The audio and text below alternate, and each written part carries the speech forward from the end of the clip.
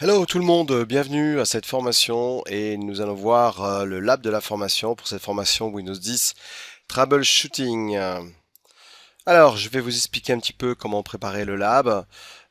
Ensuite, je vais vous expliquer le cloud, possibilité de le faire sur le cloud et surtout non seulement faire le lab sur le cloud, pourquoi pas, mais surtout pour certains modules de cette formation, nous aurons besoin de comptes Microsoft, compte Azure, Office 365 également pour le troubleshooting. Je vais également vous expliquer les machines que j'utilise dans cette formation.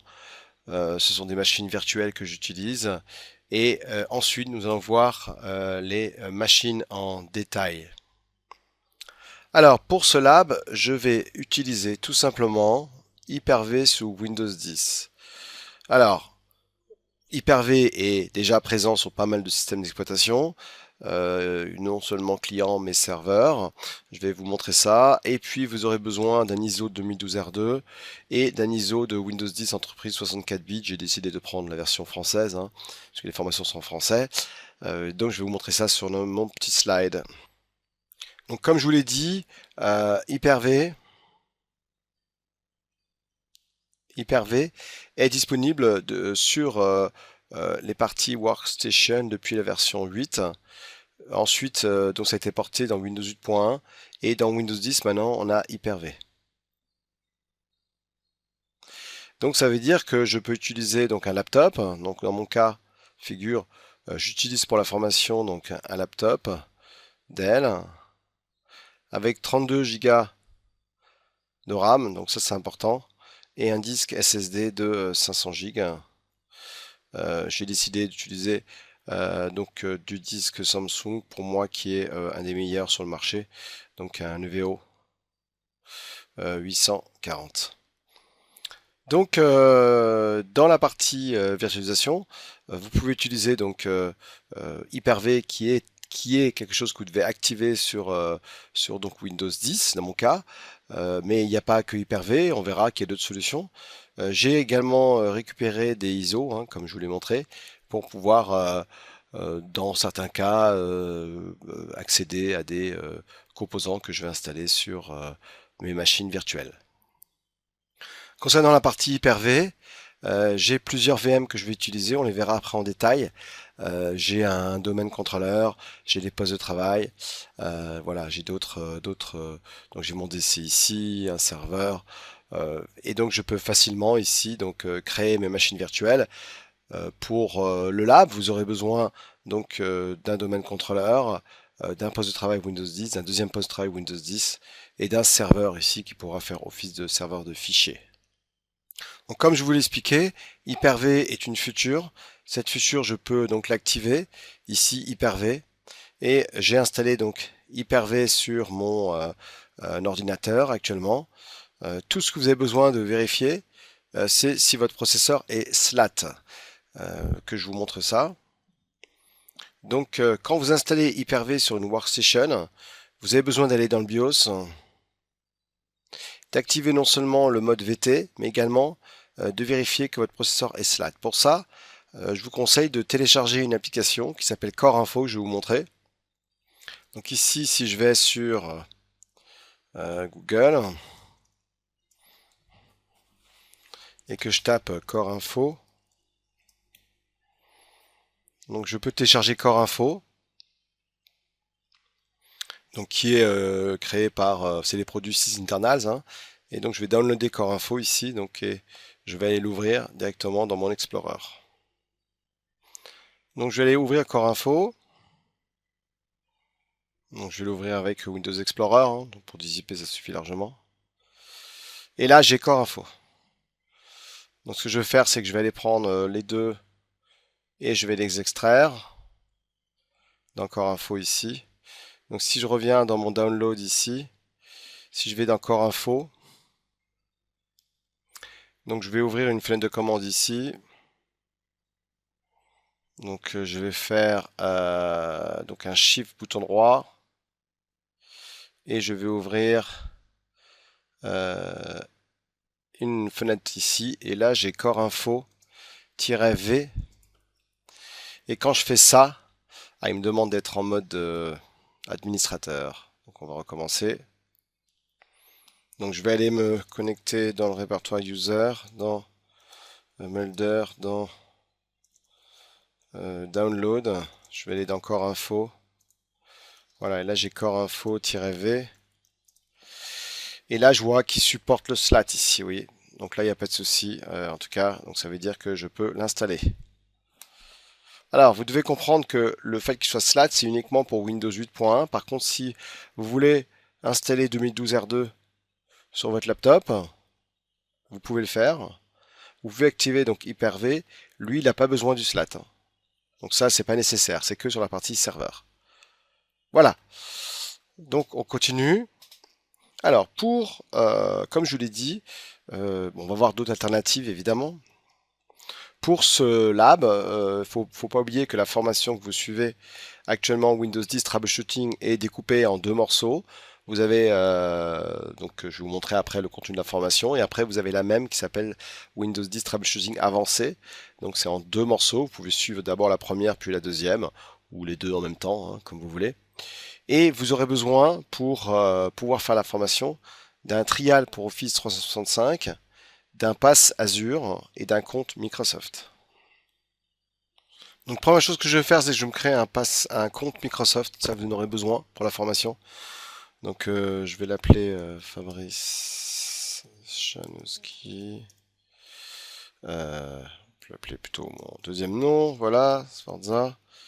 Et puis là, je vais, donc on va dire, je vais l'appeler Fabrice.sforza. Alors je sais pas s'il existe déjà, mais je crois qu'il est déjà est disponible. Voilà. Donc vous voyez, je me crée ce compte-là. Donc je vais le mettre dans un notepad pour pas le perdre. Donc vous faites la même chose que moi. Et puis vous aurez ce pass, enfin ce pass Azure, on verra après pour le pass Azure. Pour l'instant on en est à ce compte Microsoft. Voilà. Donc je vais mettre ici une naissance. Bon. Voilà. Et ici c'est important, c'est votre numéro de téléphone, puisque ça va vous envoyer un mot de passe. Voilà. Adresse messagerie de secours, si j'en ai une au cas où. Et puis ici, je vais faire un... Je vais demander à nouveau parce que je le vois pas bien. Voilà, je pense que vous le voyez. Il y a un L, je crois, hein. Donc c'est DDSLBY. Voilà, et je fais donc créer un compte. Ah, j'ai oublié de dire. Je suis un homme, hein. Je pense que vous l'avez vu, hein. Voilà.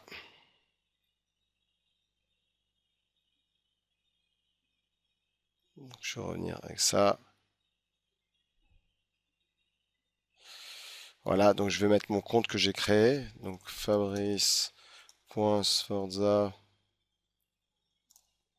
outlook.com.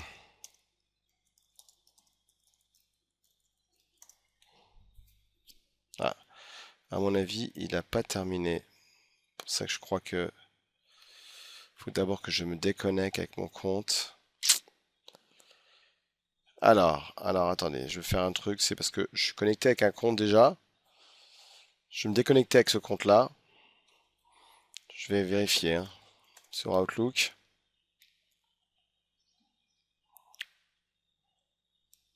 Voilà, j'ai juste enlevé le mot de passe de récupération, parce que je pense qu'il n'y arrivait pas. Voilà, donc là maintenant je vais prendre mon fuseau horaire.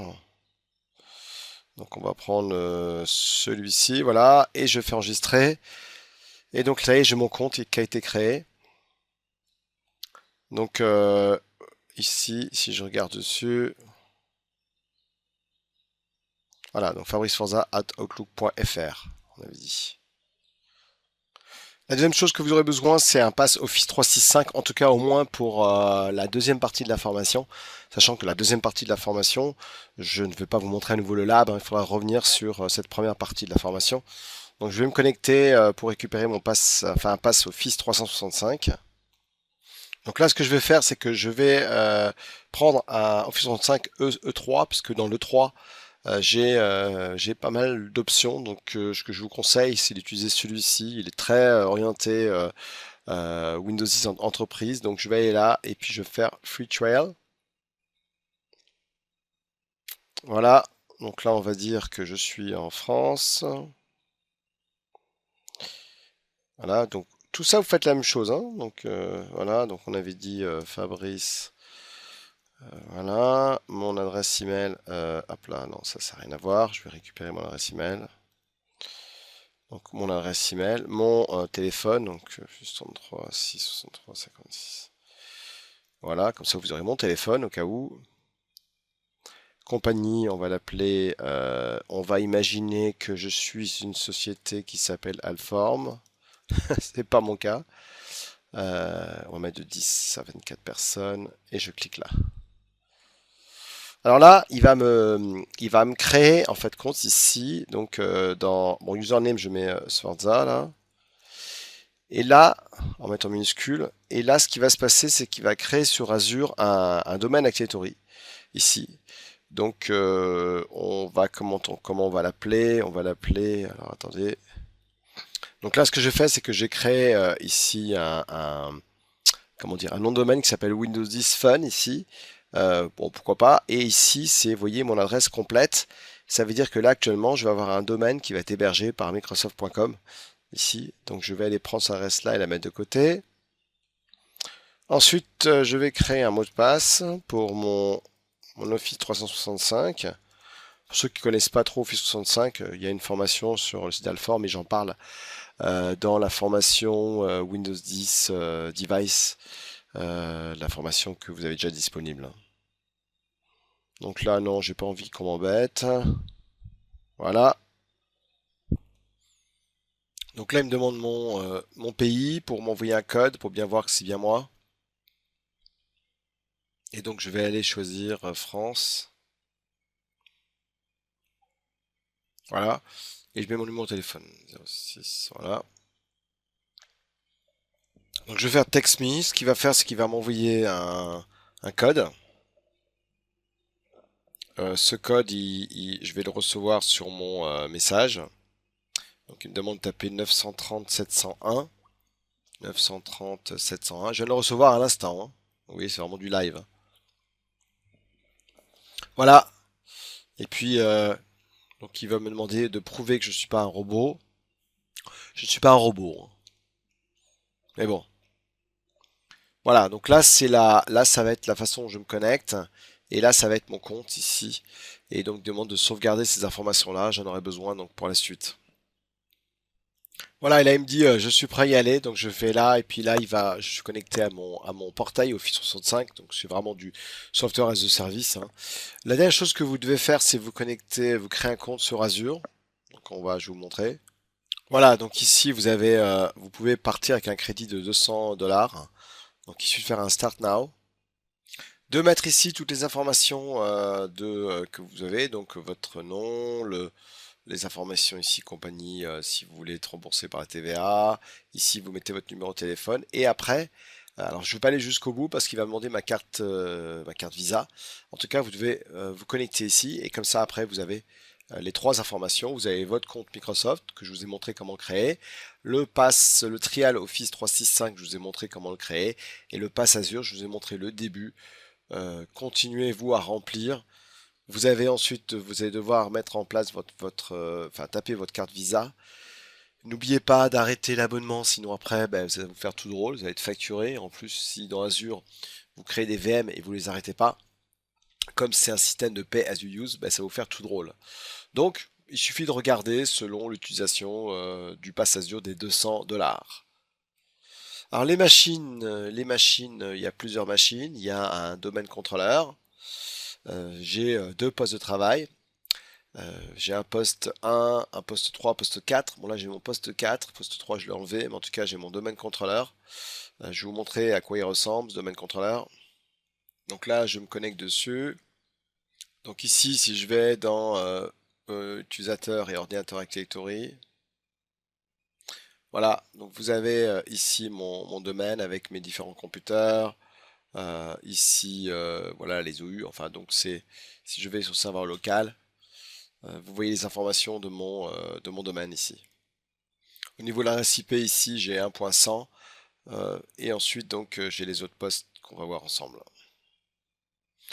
Ok, donc ensuite j'ai quoi? Les machines en détail. Donc comme je vous l'ai dit, j'ai un domaine contrôleur qui s'appelle le DC1. L'ID du réseau c'est 192.68.10/24. Donc les 24 premiers bits sont l'adresse de mon sous-réseau et les 8 derniers l'adresse de mon poste. Le domaine c'est alform.lab. J'ai un poste 1 Windows 10 avec l'adresse IP 1.200 et un poste 4 avec Windows 10 avec l'adresse IP 192.168.1.202. Les systèmes installés ici, c'est sur le DC1, j'ai un Windows 2012 R2 et sur le poste client, j'ai un Windows 10. Quelle autre alternative vous avez pour faire le lab? Soit vous avez VMware Workstation. Hop là, j'ai fait tomber ma tablette, c'est pas terrible ça. Donc j'ai VMware Workstation. Donc soit vous pouvez utiliser VMware Workstation ici, qui est un produit qui est payant, voilà, qui vous permet d'héberger des machines virtuelles, comme je le fais, hein, même principe, hein, donc possibilité d'avoir des machines virtuelles. Donc ça c'est la partie VMware Workstation. Vous pouvez, si vous voulez également, mais bon, ça veut dire que vous avez un serveur qui va faire que ça, récupérer uniquement vSphere, vSphere qui est le produit de phare de VMware, hein. Vous avez des formations sur le site, hein. Et là, vous avez donc le produit vSphere. La seule chose, c'est que vSphere, c'est un système qui est, on dit bare metal, hein. Donc la différence, c'est que si, comme je vous dis, si vous prenez en Renault de couleur, si vous prenez vSphere, ça veut dire que vous avez, hop là, je sais pas ce qu'il fait là, la ligne là, j'ai jamais demandé ça. Ça veut dire que si vous avez ici votre laptop, bon, je vous déconseille de mettre vSphere, mais si vous voulez mettre vSphere, donc on est à la version 6, ça veut donc dire qu'ici vous ne pourrez pas avoir vos VM, puisque vos VM vous allez les créer ici, enfin vous allez les créer ici, elles vont tourner là.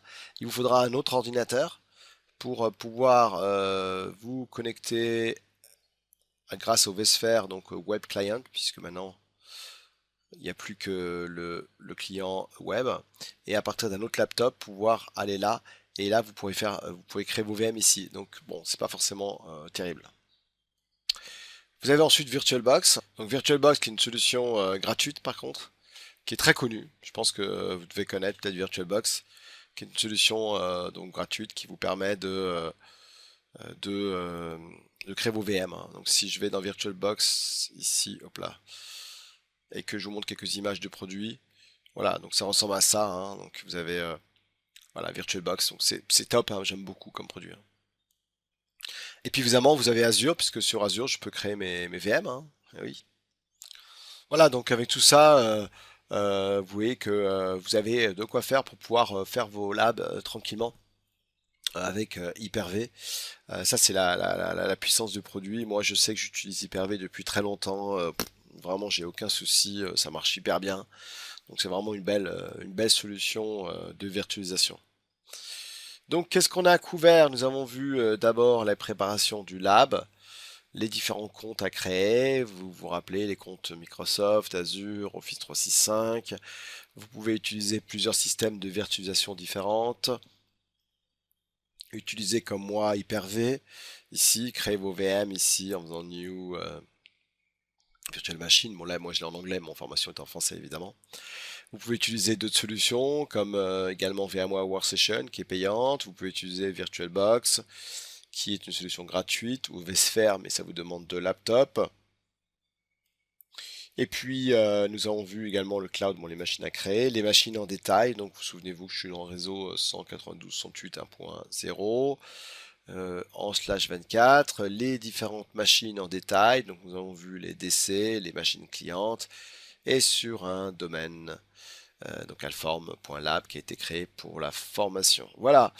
Si vous avez des questions sur la préparation du lab, si vous avez besoin d'un coup de main, vous pouvez donc me le dire. Si ça reste, si juste quelques petites questions, bon par contre à distance, pourquoi pas, mais bon ça va prendre un petit peu de temps. Et je sais pas si j'aurai du temps vu le nombre de formations que Amine me demande de faire. Oh, Merci Hamid d'ailleurs, hein, de la confiance qu'il me fait depuis longtemps, hein, puisque ça fait pratiquement 4 ans que je travaille pour Hamid. Allez, ciao ciao à tout le monde. Bonne journée, bonne soirée, bonne nuit, bonne discothèque, bon restaurant. Pour ceux qui ont fini Ramadan, bah écoutez, super, génial. On va pouvoir pardonner à tout le monde et puis partir sur des nouvelles bases. Allez, salkhel. Au revoir à tous. Shukran. Je parle un peu arabe, hein, chouïe, chouïe. Allez, ciao ciao, au revoir.